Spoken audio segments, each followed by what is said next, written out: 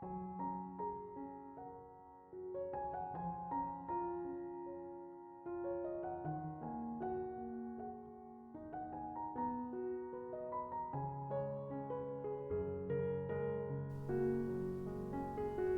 Ibu, saudara-saudari, adik-adik kaum muda yang terkasih, Shalom. Apa kabar hari ini? Semoga Anda semua tetap sehat, penuh dengan sukacita. Kembali pada hari ini, kita akan mendengarkan firman Tuhan.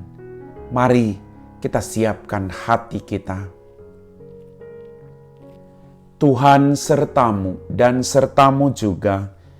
Inilah Injil Yesus Kristus menurut Santo Matius, dimuliakanlah Tuhan.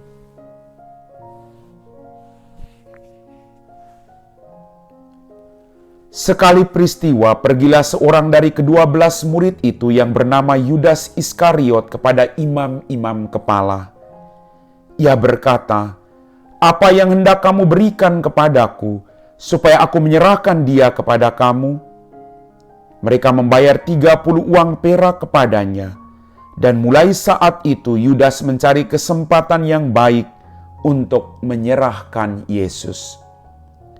Pada hari pertama hari raya roti tak beragi, datanglah murid-murid Yesus kepadanya dan berkata, "Di manakah engkau menghendaki kami mempersiapkan perjamuan Paskah bagimu?"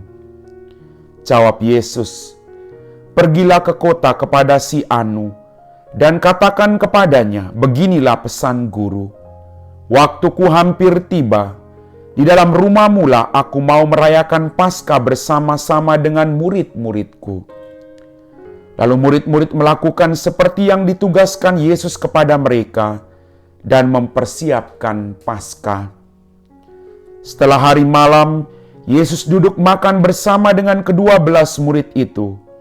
Dan ketika mereka sedang makan, ia berkata, "Aku berkata kepadamu, sesungguhnya seorang di antara kamu akan menyerahkan aku."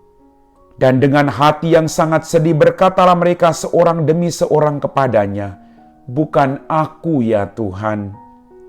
Yesus menjawab, "Dia yang bersama-sama dengan aku mencelupkan tangannya ke dalam pinggan ini, dialah yang akan menyerahkan aku. Anak manusia memang akan pergi sesuai dengan yang ada tertulis tentang dia. Tetapi celakalah orang yang olehnya anak manusia itu diserahkan. Adalah lebih baik bagi orang itu sekiranya ia tidak dilahirkan." Yudas yang hendak menyerahkan Yesus itu menyaut, "Bukan aku ya Rabi." Kata Yesus kepadanya, "Engkau telah mengatakannya." Demikianlah sabda Tuhan.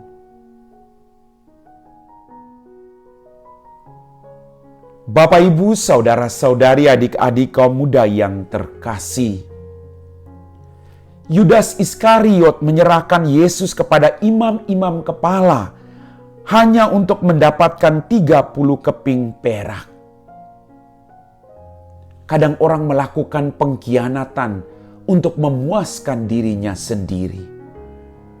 Kadang orang harus menjual orang lain demi kepentingan diri dan kebahagiaannya. Bapak, Ibu, saudara-saudariku yang terkasih. Dari sini kita dapat belajar bahwa kesetiaan itu mahal harganya. Kita dituntut untuk setia baik dalam kegembiraan hidup kita maupun dalam kegembiraan hidup kita serta penderitaan yang kita alami. Pengkhianatan tidak hanya terjadi di luar, tapi pengkhianatan juga kadang terjadi dalam anggota keluarga kita masing-masing. Maka saya pernah mengatakan kemarin, hanya orang-orang yang dekat dengan kita yang sering menyakiti dan melukai perasaan kita.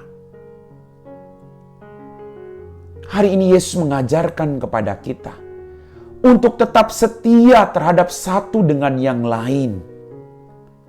Jangan sampai kita mencelakai orang lain dalam kehidupan kita hanya untuk kepuasan diri kita, hanya untuk nafsu pribadi kita.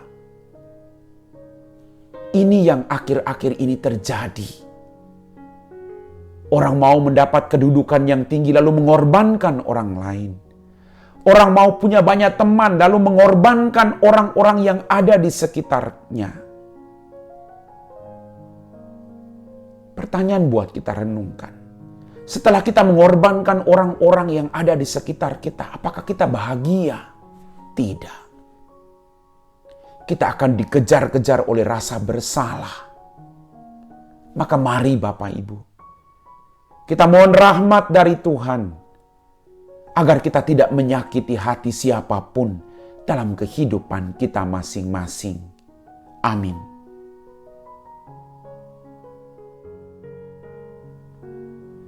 Bapak, Ibu, saudara-saudari, adik-adikku yang terkasih, kita telah diteguhkan oleh firman Tuhan.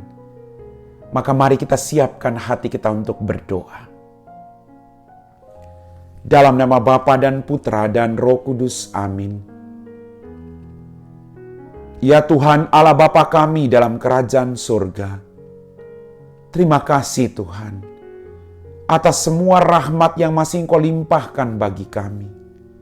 Ampuni dosa dan kesalahan kami, karena dalam kehidupan kami juga sering mengkhianati belas kasih dan kerahiman-Mu.